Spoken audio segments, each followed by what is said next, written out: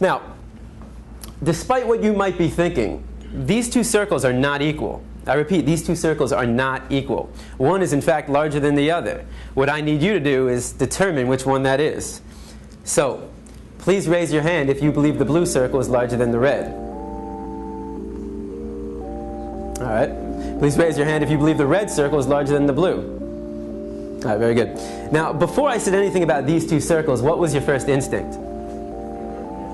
Equal, right? Because they look equal. And the reason why they look equal is because, in fact, they are equal. These two circles are identical.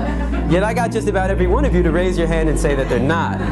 So what did we learn? That you can be manipulated like that to believe in something that goes against your natural instincts.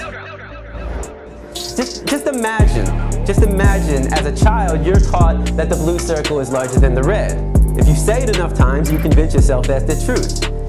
If you're told the lie enough times, it becomes part of your reality. And if enough people are taught that lie, that the blue circle is larger than the red, well, now it becomes part of the culture.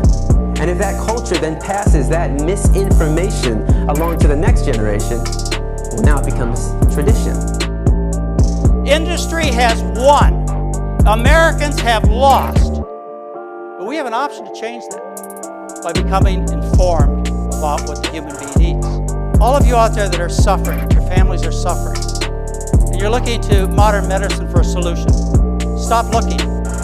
They're not going to cure dietary diseases with a pill or a surgery. You are going to fix dietary diseases by fixing the problem, which is the food.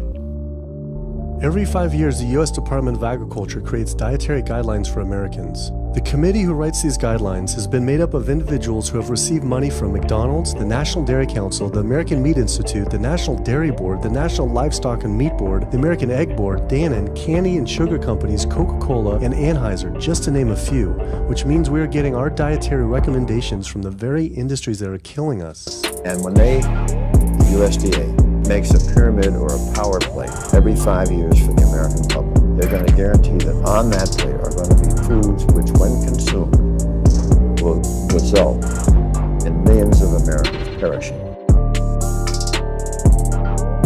That makes the truth something that you are not going to be hearing, as far as nutrition goes, from these organizations. Well, that would be the end of their funding, that would be the end of their jobs, that would be lawsuits, that would bring the entire catastrophe down upon their heads, and they would essentially disappear as an organization.